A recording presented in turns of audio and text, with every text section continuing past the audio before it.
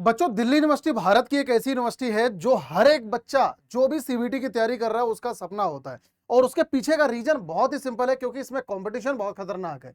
और ये आप इस डेटा के थ्रू भी देख सकते हो। लास्ट ईयर दिल्ली यूनिवर्सिटी के लिए सीएसएस पोर्टल में टोटल रजिस्ट्रेशन हुए थे लगभग 3 लाख, और लगभग 2,39,000 बच्चों ने ये सीएसएस का फेज 2 जिसमें अपनी प्रेफरेंसेस को भर के चॉइस लॉक करी थी। और इसमें जो सीट है टोटल, ये लगभग 71,624 सीट के करीब लास्ट ईयर थी।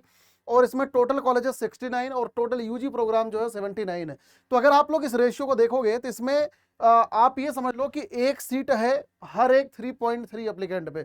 तो ये कंपटीशन अपने आप में बहुत ही खतरनाक हो जाता है। इसके अलावा आप लोग ये भी देखो कि अगर मैं डीयू के टॉप मोस्ट प्रोग्राम की बात करता हूं तो सबसे नंबर 1 पर आता है बीकॉम ऑनर्स, जिसमें 19.9 लाख बच्चा पार्टिसिपेट करता है। बीकॉम प्रोग्राम उसके बाद आता है, लगभग 15 लाख बच्चों ने इसको पहली प्रेफरेंस भरी थी।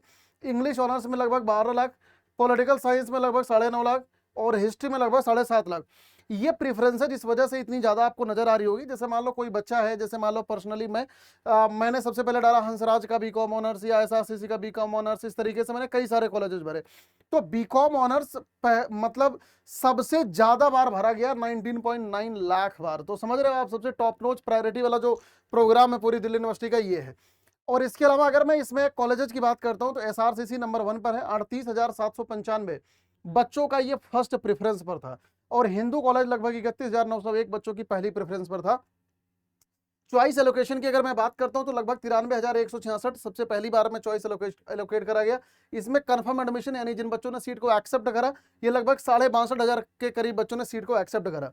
दूसरे राउंड का एलोकेशन लगभग 87,500 था। ये मत सोचना कि सर सीट जब 70,000 है तो ऐसा क्यों, क्योंकि सारे बच्चों ने सीट एक्सेप्ट करके एडमिशन कंफर्म नहीं करा, सारे बच्चों ने फ्रीज नहीं करा।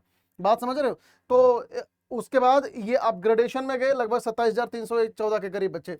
तो ये डेटा आप लोगों को ये चीज बताता है कि डीयू सीएसएस की जो काउंसलिंग है ये अपने आप में बहुत टिपिकल है, बड़ा टेक्निकल है। मैंने आप लोगों के लिए इस पर एक अलग से वीडियो बनाई हुई थी कि किस तरीके से सीएसएस का फेज चलता है, फेज 1, फेज 2, फेज 3। मैंने आपको पहले भी समझा रखा है कि फेज 1 में जो है ये दिल्ली यूनिवर्सिटी में आप लोग अप्लाई करते हो, रजिस्ट्रेशन करते हो, जिसके बारे में आज हम लोग इस वीडियो में बात करने वाले पूरा डिटेल में। क्योंकि अगर मैं इस पर एक डिटेल वीडियो नहीं बनाता तो आपको कुछ भी समझ नहीं आता। ये सारे प्रोसेस एक वन गो में समझना बहुत ज्यादा मुश्किल काम है, बहुत टिपिकल काम है। फेज 2 में आप लोग अपने प्रेफरेंसेज और प्रोग्राम को भरते हो, फेज 3 में आपके चॉइस का लोकेशन होता है। लेकिन मैं आज इस वीडियो में पूरा का पूरा डेडिकेटेड ए टू जेड, एक एक छोटी से छोटी बारीक से बारीक चीज मैं आपको समझाने वाला हूं, किस तरीके से आपका फेज 1 दिखता है और किस तरीके से आप फेज 1 में किन किन चीजों को अपलोड कर सकते हो, इसका डिग्री सर्टिफिकेट लगता है कि नहीं, कौन कौन सी मार्कशीट अपलोड करनी होती है, फोटोग्राफ कैसे अपलोड करने होते हैं, इसमें किस हिसाब से मार्क्स कैलकुलेट होते, मतलब तमाम सारी ऐसी टेक्निकल चीजें आपको बताने वाला हूं, एकदम ग्राउंड रियलिटी जो डीयू सीएसएस का ओरिजिनल एप्लीकेशन फॉर्म में खुलता है। ये जो मैंने यहाँ पे स्क्रीनशॉट लगा रखा है, ये पूरा का पूरा लास्ट ईयर का स्क्रीनशॉट है। तो ये जो पोर्टल है ये मोस्टली हर साल एकदम सिमिलर ऐसे ही होता है। तो इस बार का भी पोर्टल लगभग लमसम ऐसे ही रहेगा, मतलब एकदम 100% सिमिलर ही रहता है ये पोर्टल, इसमें कोई खासा चेंज नहीं होता। तो अभी मैं इस वीडियो को अभी के टाइम पे इस वजह से बना रहा हूं ताकि आप लोगों को ये बात समझ आए कि आखिरकार हमें कैसे कैसे आगे आने वाले टाइम पे हमें किन किन चीजों की तैयारी करनी है, किन किन चीजों को लेकर अवेयरनेस रखनी है। तो आप लोग ए टू जेड सारी बातें बेटा अच्छी तरीके से समझ लेना, क्योंकि इस वीडियो के बाद आपको दूसरी वीडियो देखने की जरूरत नहीं पड़ेगी। तो ध्यान से सुनते चलना। सबसे पहली बात, इसमें जो फेज है, जब आपका सीवीटी का पेपर खत्म हो जाएगा, फेज 1 आपका स्टार्ट हो जाएगा, लगभग ये लमसम आप मान लो 17 से 20 तारीख के करीब, और उसके बाद ये फेज 1 फेज 2 पैरेलल चलेगा। तो आज एक बार देखते हैं। सबसे पहली बात, इसकी जो रजिस्ट्रेशन फीस है ये जनरल की 250 रुपए होती है, और ईड और इसके अलावा इसमें जो SC ST PWBD की है ये फीस जो है 100 रुपीज के करीब होती है। जब आप लोग सीएसएस पोर्टल में जाओगे, आपके सामने वेबसाइट खुलेगी। वेबसाइट में सबसे पहला काम सीवीटी का एप्लीकेशन नंबर और इसके अलावा पासवर्ड यहां पर आप लोग डाल के इसे लॉगिन करोगे। लेकिन लॉगिन करने के पहले भी यहां पर हमें करना क्या होता है, न्यू रजिस्ट्रेशन करना होता है। तो जब आप पहली बार करोगे, न्यू रजिस्ट्रेशन पे आप लोग यहां पे क्लिक करोगे। न्यू रजिस्ट्रेशन पे क्लिक करने के बाद जो सीवीटी का एप्लीकेशन फॉर्म नंबर है आप लोग यहां पर भरोगे। कैंडिडेट डेट ऑफ बर्थ आप अपना यहाँ पे डे मंथ और ईयर यहां पर भरोगे, भर के यहाँ पे आप लोग रजिस्टर करोगे। रजिस्ट्रेशन करने के बाद आपके मोबाइल नंबर पे और ईमेल पे दोनों पर आपका ओटीपी जाएगा। तो ओटीपी को सिंपली हमें करना क्या है, यहां पर भर दे रहे हैं, ठीक है। ओटीपी को भरने के बाद आप अपना पासवर्ड मिनिमम 6 कैरेक्टर का आप लोग यहां पर भरोगे।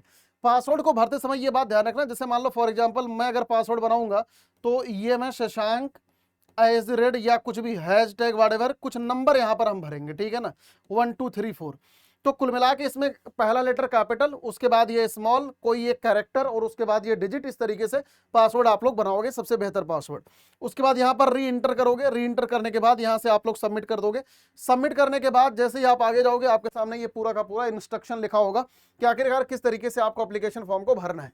तो यहाँ पर जब आप आगे आगे मूव ऑन करोगे तो यहाँ पे देखो सबसे पहले लिखा है document certificate required during the uploading of the, मतलब ये अप्लाई करते समय किन किन चीजों को आपका जरूरत पड़ेगा। सबसे पहली बात फोटोकॉपी, और ये फोटोकॉपी लगेगी सारे के सारे डॉक्यूमेंट की। दूसरा क्लास 10 की मार्कशीट लगेगा जिसमें आपका नाम indicating date of birth, parent name. Class 12 की मार्कशीट लगेगा जिसमें आपका नाम मेंशन है, ठीक है, और जो ये आपका नाम जो है सीवीटी 2026 के साथ जरूर मैच होना चाहिए। SC ST OBC NCL जितने भी कैटेगरी है, Kashmiri migrant, CW PWBD certificate, ये सारा का सारा सर्टिफिकेट आपके पास होना मैंडेटरी है, ये इसमें लगेगा। अभी मैं आपको बताऊंगा कि कहां पर लगता है, कैसे अपलोड होता है। OBC NCL का जो सर्टिफिकेट है ये 31 मार्च 2026 के बाद का होना चाहिए। इसके अलावा EWS का जो सर्टिफिकेट है ये भी 31 मार्च 2026 के बाद, यानी कि लेटेस्ट फाइनेंशियल ईयर का होना चाहिए। जो बच्चे ECA sports supernumerary Kota के हैं उन बच्चों के लिए आपको इसका वैलिड डॉक्यूमेंट होना जरूरी है। BSc फिजिकल एजुकेशन के लिए अगर जा रहे हो या हेल्थ एजुकेशन या स्पोर्ट के लिए तो आपके पास उसका भी डॉक्यूमेंट होना जरूरी है। तो इस तरीके से जिस भी कोटा का बेनिफिट उठा रहे हो ये पूरा सब कुछ यहाँ पर लिखा होता है। ये सब कुछ पढ़ के यहाँ पर आप ये टिक मार करोगे। टिक मार करके जैसे ही आगे बढ़ जाओगे आपके सामने ये पूरा का पूरा ये एप्लीकेशन फॉर्म खुल जाएगा। तो इसमें सबसे पहले आपको भरना होता है भैया पर्सनल डिटेल। पर्सनल डिटेल में ये आपका जो नाम है, इसके अलावा जो आपकी डेट ऑफ बर्थ है ये आपका ऑटो फेच हो जाएगा, आप इसको एडिट नहीं कर पाओगे। तो नाम, डेट ऑफ बर्थ, ये सारी चीजें आप यहाँ पे, आपका जो जेंडर है यहाँ पर आप भरोगे। सिटीजन ऑफ इंडिया एस कर देना। जो भी आपकी कैटेगरी है वो जनरल, OBC NCL, ध्यान रखना अगर आप यहाँ पर UR सेलेक्ट करोगे तो आपको कोई भी कैटेगरी सर्टिफिकेट अपलोड नहीं करना पड़ेगा। अगर आप लोग यहाँ पर EWS सेलेक्ट करोगे तो आप EWS का कैटेगरी सर्टिफिकेट अपलोड करना पड़ेगा। जो भी कैटेगरी यहाँ पर आप सेलेक्ट करोगे इसका सर्टिफिकेट आपको अपलोड करना पड़ेगा। तो इस वजह से अब आपके पास डॉक्यूमेंट बेटा बनवा लेना। जिन बच्चों के पास अगर अभी भी नहीं है आप लोग जाके उसे तुरंत बनवाओ। माइनॉरिटी को अप्लाई टू एज माइनॉरिटी, तो माइनॉरिटी में अगर बिलोंग करते हो तो कर देना। सर्टिफिकेट इशूइंग डेट ये भी आपको भरना होता है, क्योंकि अगर अभी से बनवा के नहीं रखोगे तो जब एप्लीकेशन फॉर्म खुलेगा तो वहां पे डेट कहां से भरोगे। इशूइंग अथॉरिटी, ठीक है ना। सर्टिफिकेट नंबर ये कहां से लेके आओगे, सर्टिफिकेट नंबर कहां से लेके आओगे। तो इस वजह से जितने भी मेरे बच्चे हैं आप लोग अपना लेटेस्ट डॉक्यूमेंट बेटा जरूर बनवा के रख लो, क्योंकि एप्लीकेशन फॉर्म भरते समय इतनी डिटेल की जरूरत पड़ती है, ध्यान से देख लो इसको। उसके बाद अपना ईमेल आईडी भरोगे, ऑल्टरनेट ईमेल आईडी। कोई ध्यान रखना है जहां जहां पर स्टार लगा ये आपको जरूर भरना है, जहां पर स्टार नहीं लगा उसे आप लोग अवॉइड भी कर सकते हो। यहां पर अपना मोबाइल नंबर भरोगे, ऑल्टरनेट मोबाइल नंबर भरोगे, स्टेट ऑफ डोमिसाइल जो भी है वो आप भरोगे। उसके बाद यहाँ पर फैमिली डिटेल आ जाती है। एनुअल फैमिली इनकम जो भी है, एनुअल फैमिली इनकम ईमानदारी से भरना जिस हिसाब से आपका कैटेगरी सर्टिफिकेट बना हो। Single girl child quota Delhi university में होता है, अगर अप्लीकेबल है तो यस कर देना, अदरवाइज नो कर देना। क्या आपके पेरेंट्स सिंगल हैं तो ये भी भर देना। ऑर्फन कोटा भी DU में होता है तो ये भी कर देना अगर जिन बच्चों का अप्लीकेबल है तो। मदर टंग अपना यहाँ पे सेलेक्ट कर लेना, हिंदी, इंग्लिश, आसामीज, बंगाली जो भी है। मदर नेम, मदर ऑक्यूपेशन, ठीक है। ऑफिस एड्रेस वगैरह भरना जरूरी नहीं है, देखो स्टार मार्क नहीं लगा है। मदर का मोबाइल नंबर भरना कोई जरूरी नहीं है। फादर गार्जियन नेम यहाँ पर भर देना, मदर गार्जियन नेम या ऑक्यूपेशन यहाँ पर डाल देना, ठीक है ना। फादर या गार्जियन जो भी भरोगे। यहाँ पर ऑफिस का एड्रेस और ये दोनों जरूरी नहीं है, जहां पर स्टार मार्क नहीं लगा वो जरूरी नहीं है। University of Delhi ward quota अगर यस है तो यस कर देना, नो है तो नो कर देना। Other category quota PWBD category अगर एस है तो यस कर देना, नो है तो नो कर देना। Kashmiri migrant yes no, child widow personal CW category yes no कर देना, ठीक है। Prime minister special scholarship scheme ये डिट्टो सेम एप्लीकेशन फॉर्म में बेटा लास्ट ईयर का। सिखमीज स्टूडेंट ये असमीज ये नो कर, मतलब जो भी है एस नो कर देना। जो भी आपका आइडेंटिटी प्रूफ है यहाँ पे सेलेक्ट कर लेना। इसके अलावा ये सारी चीजें, ये आइडेंटिटी प्रूफ, आधार कार्ड, पैन कार्ड, वॉटेवर जो कुछ भी आप यहाँ से भर लेना। एथनिसिटी अपना हिंदू, मुस्लिम, सिख, ईसाई जिस भी रिलीजन से आप बिलोंग करते हो। क्या करंटली आप किसी भी यूनिवर्सिटी में एनरोल्ड हो ये ईमानदारी से जरूर भरना बेटा, इसमें कोई भी धांधलेबाजी मत करना। अगर कहीं और पे पढ़ रहे हो, तमाम बच्चे ऐसे होते हैं जो पार्शियल ड्रॉप लेता है, मतलब वो किसी यूनिवर्सिटी में पढ़ रहे होते हैं, तो आप उसको ईमानदारी से कर देना, ठीक है ना। अगर नहीं है तो नो कर देना। इसके अलावा क्या आप BFA के लिए जा रहे हो, ध्यान रखना ये BFA बहुत इंपॉर्टेंट चीज है, क्योंकि जो बच्चे बैचलर ऑफ फाइन आर्ट में जाते हैं उनका एक अलग से प्रैक्टिकल एग्जाम भी होता है यूनिवर्सिटी में बुला के। तो अगर एस है तो एस कर देना, नो है तो नो कर देना, ठीक है ना। Applying for BA honours music, ये BFA और म्यूजिक दो ऐसे सब्जेक्ट हैं, अगर आपको DU में जाना है तो आपका इसका प्रैक्टिकल एग्जाम भी होता है। तो आपका जो रिटन, जो CVT का स्कोर है प्लस ये प्रैक्टिकल, दोनों के बिहाफ पे आपकी मेरिट कैलकुलेट हो रही होती है। तो इस वजह से इसको एस या नो अच्छी तरीके से करना, ठीक है ना। तो ये तो मैंने आपको बता दिया। इसके अलावा do you applying for physical education, health education, sport, मतलब ये अगर एस है तो एस कर देना, नो है तो नो कर देना, ठीक है। तो ये सारा चीज भरने के बाद यहाँ पर आप एड्रेस भरते हो। एड्रेस में करस्पॉन्डेंस एड्रेस, सबसे पहले एड्रेस लाइन 1 2, इसको जानते ही हो तुम लोग। ये बाकी इसमें कंट्री, स्टेट, है ना, ध्यान से इसको देखने चलना बाबू। ये सिटी, पिन कोड, ये सारी चीजें अच्छी तरीके से भरना, क्योंकि कोई भी वेरिफिकेशन होगा तो यहीं से होगा। अगर यही सेम एड्रेस है तो यहाँ पे टिक मार्क कर दोगे तो डिट्टो सेम ही डेटा यहाँ पर आपका ऑटोमेटिक भर जाएगा। अब अगली बारी आती है bank detail for the refund. बहुत जरूरी है bank detail for the refund, इसको ध्यान से सुनना बात। ये जो भी आप यहाँ पर बैंक डिटेल भरते हो बेटा, आपका पूरा का पूरा ट्रांजैक्शन में यही बैंक डिटेल आपका काम लग रहा होता है। तो जो भी बैंक डिटेल है, ये कोई जरूरी नहीं है कि आपका ही हो, ये हो सकता है मम्मी पापा का भी आप भर सकते हो। यहाँ पर बैंक डिटेल भरोगे, यहाँ पर अकाउंट नंबर ध्यान से भरना, बहुत ज्यादा ध्यान से, क्योंकि कोई भी रिफंड होगा, कोई भी फीस का एडजस्टमेंट होगा, या अगर मान लो भगवान न करे कभी कोई सीट नहीं मिली, फीस जमा कर रखा है, फीस का रिफंड आना है 10-20 हजार, तो ये सब कुछ इसी अकाउंट में होगा। जब आप आगे चल के कॉलेज की फीस करोगे, अपग्रेडेशन में जाओगे, फीस का जो एडजस्टमेंट होगा सब कुछ इसी अकाउंट से होगा। तो ये बात ध्यान रखना। कंफर्म अकाउंट नंबर ध्यान से यहाँ पर भरोगे। नेम ऑफ द बैंक बहुत जरूरी है। IFSC कोड ये तुम्हारे पासबुक पे लिखा होता है, तो ये भी बहुत इंपॉर्टेंट है, ठीक है ना। ये बैंक अकाउंट का डिटेल भी बहुत अच्छी तरीके से भरना, क्योंकि ये बहुत इंपॉर्टेंट है। उसके बाद जैसे ही सबमिट करोगे आगे बढ़ जाओगे। तो ये पूरा का पूरा डिटेल था पर्सनल। सेम ऐसे ही अब अगला डेटा जो है, अब आपको एकेडमिक डिटेल आपको भरना पड़ेगा। एकेडमिक डिटेल में देखो लिखा है candidate must have studied class 12th examination या equivalent single recognised board for admission DU it is mandatory candidate CBT UG 2026। ये उसी सब्जेक्ट में 12वीं होनी चाहिए जिस सब्जेक्ट में आपने CBT दे रखा है, तभी एलिजिबिलिटी है। Candidate encourage to all subject they have studied, मतलब कुल मिला के आपको सारे सब्जेक्ट भरने हैं जिन जिन सब्जेक्ट में, यहाँ पर आप अपना एडिशनल सब्जेक्ट भी भर देना। कैंडिडेट क्लास 12th का नंबर आपको केयरफुली भरना है, क्योंकि सब्जेक्ट मैपिंग उसी के थ्रू होती है। इंटर द मार्क्स, ठीक है ना, मैं आगे आपको दिखाता हूं। इसमें सबसे पहले इसमें क्लास 12th की डिटेल आपसे भरवाएगा, ठीक है ना। तो class 12th equivalent percentage correct up to 2 decimal place, ठीक है। जो भी आपका परसेंटेज है ये आप यहाँ पर भरोगे 98%। अब यहाँ पर examination detail, board of the education जैसे CBSE है तो यहाँ पर central board of secondary education भर दोगे। रिजल्ट स्टेटस में कई सारे बोर्ड का रिजल्ट मान लो अगर नहीं आया है तो आप यहाँ पर अवेटेड कर दोगे, या जो बच्चे कंपार्टमेंट वगैरह देते हैं वो यहाँ पर अवेटेड लिख देंगे अगर रिजल्ट आपका नहीं आया होगा, ठीक है ना। और जिन बच्चों का आ गया है वो रिजल्ट अपना पास्ड यहाँ पर कर देना, तो ये आपके पास रहेगा। बोर्ड रोल नंबर, जो भी बोर्ड का रोल नंबर है वो भरोगे। ईयर ऑफ पासिंग इस बार कर रखा है तो 2026, लास्ट ईयर कर रखा है 2025, जिस ईयर का भी होगा भर दोगे। इसके बाद ये सारी चीजें भरने के बाद एडिशनल डिटेल में यहाँ पर ध्यान से देखो। Name of the school last attended, मतलब कि जिस स्कूल में पढ़ रहे थे वो। टाइप ऑफ स्कूल, ये गवर्नमेंट स्कूल था या प्राइवेट था या गवर्नमेंट एडेड था, तो आपको पता ही होता है। स्कूल की लोकेशन कहाँ पर है, मीडियम ऑफ द स्टडी क्या था, Hindi English whatever, Hindi language studied up to कितने क्लास तक आपने हिंदी लैंग्वेज पढ़ा है, ये सब भर भरा के यहाँ पर सबमिट कर देना। टाइप ऑफ द स्कूल में इतने टाइप होते हैं, गवर्नमेंट एडेड, प्राइवेट या तो अदर, ठीक है ना। कुछ नहीं समझ आए तो अदर भर देना, अगर कुछ पता है तो ये तीनों में से भर देना। तो उसके बाद यहां से आप लोग सबमिट कर दोगे। सबमिट करने के बाद आपके पास इस तरीके से पोर्टल खुलेगा, subject taken in the class 12th board examination. ध्यान से समझना बात, यहां पर आपको करना क्या, subject name as your marksheet, जो भी तुम्हारे मार्कशीट में सब्जेक्ट है वो यहां पर सिलेक्ट करोगे। इसमें थियरी मार्क्स और प्रैक्टिकल मार्क्स दोनों अलग अलग लेता है। Maximum theory marks of the board, जैसे मान लो 20 नंबर का अगर तुम्हारा वाइवा होता है तो यहां पर 20 नंबर लोगे। अब 20 नंबर से मिला तुम्हें कितना नंबर, मान लो 18 नंबर तुम्हें मिला है, ठीक है ना, तो ये 18 नंबर। जैसे इंटरनल होता है ना, जैसे मान लो कोई बच्चा मैथ ले रखा है, ठीक है ना, जैसे यहाँ पर आया मैथ्स, अब मैथ में मैक्सिमम थ्योरी नंबर कितना 20, मिला कितना 18 नंबर। अब maximum practical marks of the board, ठीक है ना, अच्छा सॉरी मैंने आई थिंक उल्टा बता दिया, ये 80, क्योंकि थियरी और ये प्रैक्टिकल है ना, प्रैक्टिकल में आप इंटरनल वाला नंबर डालोगे। तो 80 में से कितना मिला, लेट से 78। अब यहाँ पर प्रैक्टिकल कितने मार्क्स का है 20, अब ये प्रैक्टिकल में कितना मिला, लेट से 18। तो ये टोटल ये ऑटोमेटिक यहाँ पे कैलकुलेट करके लिख देगा। Total maximum mark of the board obvious सी बात है 100।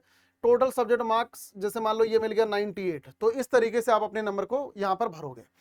तो फॉर एग्जांपल जैसे यहाँ पर देखो एक भर रखा है 80 70, ठीक है ना, 80 में से 70 नंबर मिला, 20 नंबर का वाइवा 20 मिल गया, टोटल 100 नंबर में से 90 नंबर मिल गया। तो इस तरीके से पूरी डिटेल को आप क्लास 12th में ध्यान रखना बाबू। जो भी अगर एडिशनल सब्जेक्ट है ना, एडिशनल सब्जेक्ट को भी यहाँ पर भर देना, ठीक है ना, क्योंकि सब्जेक्ट मैपिंग में कई सारे बच्चे मैथ वगैरह को एडिशनल सब्जेक्ट में लेके पढ़ते हैं, और जब आप दे रखे होगे अगर यहाँ पर नहीं भरोगे सब्जेक्ट मैपिंग में, फिर वो आपकी एलिजिबिलिटी गायब कर देगा। तो एडिशनल सब्जेक्ट बहुत मैंडेटरी है भरना। कई सारे बच्चे यहाँ पर गलती करते हैं, इस वजह से बता रहा हूँ। तो ये सारी चीजें भर के इस तरीके से आप यहाँ पर कर दोगे, ठीक है ना। नेक्स्ट आगे मूव ऑन करते हैं। एडिशनल डिटेल में name of the school, last attended, type of school, school location, ये सब तो मैंने आपको बता ही दिया है। तो इस तरीके से कुल मिला के ये आपका नंबर दिख रहा होता है। एक बार इसको देख लो, स्क्रीनशॉट ले लो अगर मन कर रहा है तो, ठीक है ना। ये ऑटोमेटिक यहाँ से कैलकुलेट कर लेता है। उसके बाद ये सब कर करा के अगर कुछ एडिट करना है तो एडिट कर लेना, पहले जाना है तो प्रीवियस कर लेना, नहीं तो आगे नेक्स्ट कर देना। नेक्स्ट पे जैसे क्लिक करोगे, अब हमारा पर्सनल हो गया, एकेडमिक हो गया। अब हम आ गए स्पोर्ट पे। अब स्पोर्ट कैटेगरी अगर जा रहे हो तो एस कर देना, अदरवाइज नो कर देना। नो कर दोगे तो यहाँ पर लिखा देखो, click here to apply in the sports supernumerary quota, ठीक है। तो यहाँ पर क्लिक कर देना अगर जाना है तो, अदरवाइज नो कर देना। तो नो करके नेक्स्ट बढ़ जाओगे। नेक्स्ट आने के बाद यहाँ पर आपको ये अपलोड मांगेगा। अपलोड जिस भी कैटेगरी का बेनिफिट उठा रहे हो वो कैटेगरी सर्टिफिकेट, साथ ही साथ आपका पासपोर्ट साइज का फोटो। यहाँ पर देखो साइज लिखी गई है, ठीक है ना। इसमें सिर्फ जेपीजी, जेपीजी, पीएनजी एक्सेप्ट करता है 100 KB तक, ठीक है ना। और इसके अलावा आपका सिग्नेचर, ये ताजा ताजा सिग्नेचर, ताजा ताजा फोटो। क्लास 10th की मार्कशीट अपलोड करवाएगा, क्लास 12th की मार्कशीट अपलोड करवाएगा, ठीक है। Upload scan copy of class 12th board marksheet और क्लास 10th की मार्कशीट और 10th का सर्टिफिकेट, ये 3 चीज तो सबसे अपलोड करवाएगा। बस यहाँ पर आओ, सिलेक्ट फाइल में अपलोड कर दो, सिलेक्ट फाइल में अपलोड कर दो, सिलेक्ट फाइल में अपलोड कर दो। अब इसके अलावा अगर कोई भी कैटेगरी यहाँ पर भर रखा होगा ना पीछे, जहां पे हम लोग कैटेगरी वाला यहाँ पर देख रहे थे, ठीक है ना, एकदम सबसे पहले, जैसे अगर कश्मीरी माइग्रेंट कैटेगरी यहाँ पे सेलेक्ट करोगे एस, तो वहां पे तुमसे कश्मीरी माइग्रेंट का मतलब अपलोड करवाएगा। पीडब्ल्यूबीडी अगर यहाँ पर एस कर दोगे तो वहां पर तुमसे इसका सर्टिफिकेट अपलोड करवाएगा। नो कर दोगे तो नहीं करवाएगा, ठीक है ना, बात समझ आई। जैसे यहाँ पर ये ईडब्ल्यूएस कैटेगरी हम लोगों ने देखा था, ठीक है। तो जैसे ये देखो यहाँ पर ये OBC, NCL, SC, ST, EWS, अगर यहाँ पर एस करोगे तो ही वहां पर सर्टिफिकेट अपलोड करवाएगा। नो करोगे तो नहीं अपलोड करवाएगा, ठीक है। बात समझ आ गई सभी को। तो ये चीज ध्यान रखना इसको। तो इस तरीके से ये पूरा एप्लीकेशन फॉर्म आप लोग भरते हो, भर के फिर ये सबमिट कर दोगे इस तरीके से, ठीक है। ये सेव एंड कंटिन्यू लेटर, तो मन करे इसको सेव करके रख दो, नहीं तो इसको नेक्स्ट करोगे। नेक्स्ट करने के बाद ये आपका ये प्रीव्यू दे देगा कि पूरा एप्लीकेशन फॉर्म जो भी भर रखा होगा। उसके बाद ये फाइनल सबमिशन, जो भी 250 रुपये की एप्लीकेशन फीस है वो जमा करके आपका एप्लीकेशन फॉर्म सबमिट हो जाएगा। जब एप्लीकेशन फॉर्म सबमिट हो जाएगा तो इस तरीके से आपका एप्लीकेशन फेज 1 इस तरीके से नजर आएगा। मतलब आप यहाँ पर जाके सिर्फ और सिर्फ आप व्यू करके देख सकते हो कि आखिरकार आपने क्या क्या भरा है। और जब फेज 2 आपका ओपन होगा तो यही बगल में आपका ये फेज 2 आ जाएगा, ठीक है ना। ध्यान रखना, अभी सबसे पहले आपका फेज 1 चालू होगा। फेज 1 ये लमसम आप ये मान के चलना कि 17 से 20 जून के करीब ही आपका चालू हो जाएगा, ठीक है ना। तो ये फेज 1 पहले चालू होगा, 17 से 20 या 17 से 25 भी हो सकता है, ये स्टार्ट हो जाएगा। और फेज 2 आपके ये रिजल्ट आने के बाद स्टार्ट होगा। तो होपफुली सभी मेरे बच्चों को ये फेज 1 में किस तरीके से एप्लीकेशन फॉर्म को भरना है ये बात अच्छी तरीके से समझ आ गई होगी। वैसे मैं आपको ये भी बता दूं, ये करेक्शन विंडो एक बार दोबारा फिर से खुलती है। देखो ये लिखा है, do you make any correction modification in application form. लेकिन इसमें सब कुछ आप एडिट नहीं कर सकते, इसमें सिर्फ और सिर्फ छोटी मोटी चीजें आप एडिट कर सकते हो। अगर कुछ चेंज करना है तो फेज 2 के पहले आप चेंज कर दो, अदरवाइज कोई दिक्कत नहीं है, ठीक है। बात समझ आ गई। तो इस तरीके से पूरा का पूरा एप्लीकेशन फॉर्म आप लोगों से खुलता है। तो होपफुली सभी मेरे बच्चों को समझ आ गया होगा। किसी का अगर अभी भी कोई डाउट है, या अगर आपको जानना है कि सर ये फेज 2 पर भी इसी तरीके का एक पूरा प्रॉपर एकदम डिटेल्ड वीडियो बना दो, तो नीचे कमेंट सेक्शन के अंदर मुझे बता के चले जाना। तो मैं आपको फेज 2 की सारी टेक्निकलिटी सब कुछ एक बार में आप समझ नहीं पाओगे, इसी वजह से मैंने इसकी अलग अलग वीडियो रखी है। तो मुझे कमेंट सेक्शन बताना कि फेज 2 पे क्या एकदम डेडिकेटेड, एकदम प्रॉपर एक छोटी छोटी माइन्यूट लेवल की चीजें समझनी है। अगर समझनी होगी मैं उस पर एक सेपरेट वीडियो अलग से लेके आ जाऊंगा, सो दैट आप लोग सारी चीजों को समझ सके।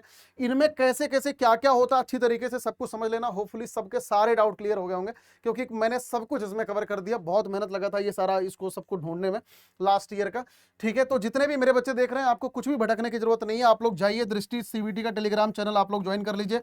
यहां पर मैं आपको पूरा का पूरा प्रॉपर एकदम completely free of cost mentor कर रहा हूं। आपको बिल्कुल घबराने की जरूरत नहीं है, मैं हर पल आप लोगों के साथ में खड़ा हूं। पूरी दृष्टि की टीम आपके साथ में खड़ी हुई है।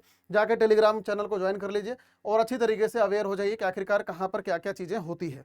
और इसके अलावा आपको कौन से नेक्स्ट क्या डाउट है, या कोई भी अगर ऐसा टॉपिक अगर आपको लग रहा है कि सर मुझे इस पर सेपरेट वीडियो चाहिए, तो आप लोग एक बार कमेंट सेक्शन में बता के जा सकते हैं।